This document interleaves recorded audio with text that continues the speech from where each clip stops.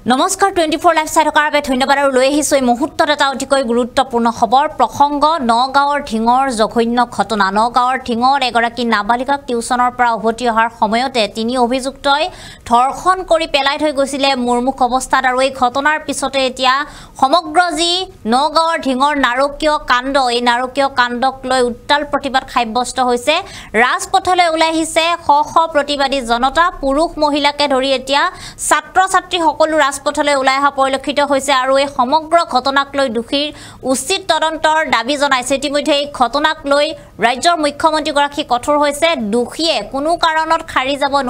নোৱাৰে বুলি ৰাজ্যৰ মুখ্যমন্ত্ৰী গৰাকীয়ে ইতিমধ্যে দিছে আৰু এই ঘটনাস্থলীলৈ ইতিমধ্যে ৰাওনা হৈছে মুখ্যমন্ত্ৰীৰ নিৰ্দেশত ডিজিপি জিপি সিং আৰু ইতিমধ্যে সমগ্ৰ ঘটনাক লৈ এতিয়া তীব্ৰ প্ৰতিবাদ জনোৱা দেখিবলৈ পোৱা গৈছে ৰাজপথলৈ ওলাই আহিছে ৰাজপথ উত্তাল কৰিছে নগাঁৱৰ ঢিঙৰ এক উত্তপ্ত পৰিস্থিতিৰ সৃষ্টি হৈছে এই সমগ্ৰ ঘটনা সন্দৰ্ভত সকলোৱে একেলগে দোষীক উচিত শাস্তিৰ দাবী জনাইছে আৰু এই সমগ্ৰ ঘটনা সন্দৰ্ভত সকলোৱে একেমুখে প্ৰতিবাদ জনাইছে আমি জনাম এই মুহূৰ্তত সবিশেষ খবৰ আমি জনাইছো এই মুহূৰ্তত এটা ডাঙৰ খবৰ নগাঁৱৰ ঢিঙৰ নাৰকীয় কাণ্ডক লৈ উত্তপ্ত পৰিস্থিতিৰ সৃষ্টি হৈছে নগাঁৱৰ ঢিঙত সংঘটিত এই জঘন্য ঘটনাক লৈ ৰাজপথলৈ ওলাই আহিছে শ প্ৰতিবাদী জনতা একেলগে ৰাজপথলৈ ওলাই আহিছে ৰাজপথ অৱৰোধ কৰিছে নগাঁৱৰ ঢিঙত মানৱ সমাজক লজ্জিত কৰা এক ভয়ংকৰ ঘটনা সংঘটিত হৈছে দোষীক উচিত শাস্তি প্ৰদানৰ দাবী প্ৰতিবাদকাৰী ৰাইজে দোষীক উচিত শাস্তি প্ৰদানৰ দাবী জনাইছে আৰু শীঘ্ৰেই ব্যৱস্থা গ্ৰহণ নকৰিলে পৰিস্থিতি অধিক ভয়াৱহ হোৱাৰ সম্ভাৱনা আছে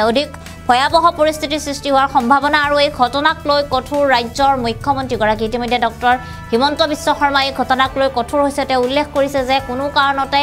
এই ঘটনাৰ যি প্ৰকৃত দোষী সেই প্ৰকৃত দোষী ইতিমধ্যে হাৰি যাব নোৱাৰে বুলি কোৱা হৈছে আৰু এই সমগ্ৰ ঘটনাৰ পিছতে ঘটনাস্থলীত উপস্থিত হৈছে আৰক্ষী সেনাবাহিনী ইতিমধ্যে মুতয়ন কৰা হৈছে এক উত্তপ্ত পৰিস্থিতিৰ সৃষ্টি হৈছে আজিৰ দিনটোত নগাঁৱৰ ঢিঙত ইতিমধ্যে সকলো দোকান পোহাৰ বন্ধ কৰি ৰখা পৰিলক্ষিত হৈছে আৰু এই সমগ্ৰ ঘটনাক লৈ সকলো একেলগে তীব্ৰ গৰিহণা দিয়া পৰিলক্ষিত হৈছে শ প্ৰতিবাদী জনতা এনেদৰে ৰাজপথলৈ ওলাই আহিছে আৰু এই সমগ্ৰ ঘটনাৰ ন্যায় বিচাৰিছে নাৰী নিৰ্যাতন বন্ধ কৰক আমাক ন্যায় দিয়ক এনেধৰণে সকলোৱে এতিয়া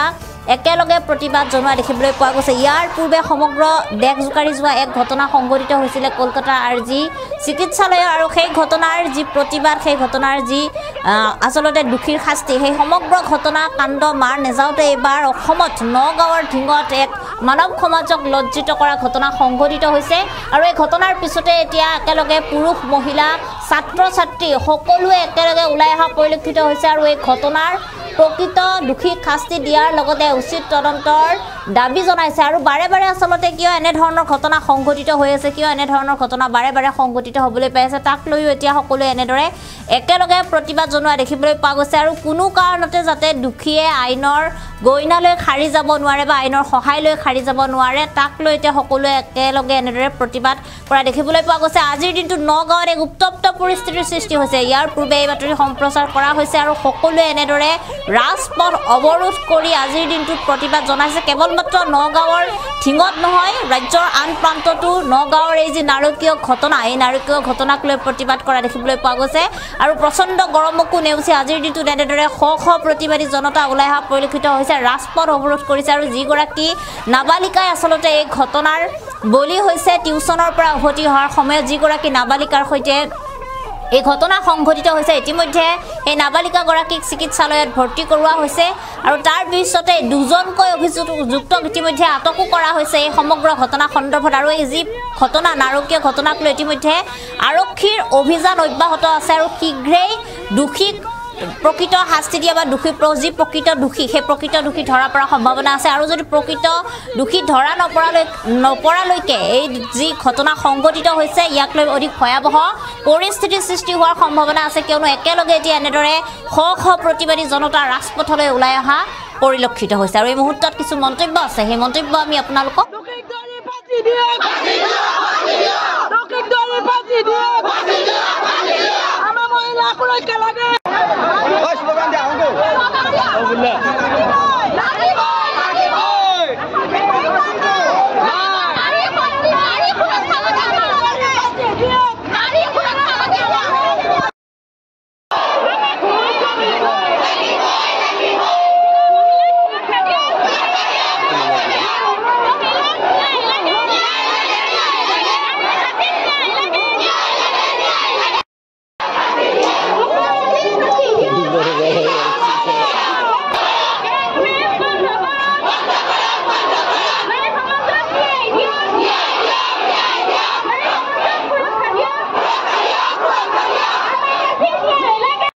এটি কব বিচাৰো যে আমাৰ ডিং অঞ্চলত যিখন ঘটনা ঘটিছে, যিখন ৰেপ হৈছে, সেইখন ঘটনাৰ আমি তাৰ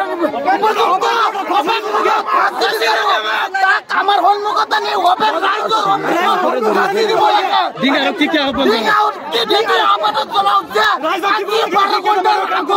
সিহঁতক ধৰি আনি আমাৰ অপেন ৰোডত হাজিৰ কৰে। তোমালোকৰ কাৰ্যসূচী কিমান সময়লৈকে জাৰি থাকিব? এই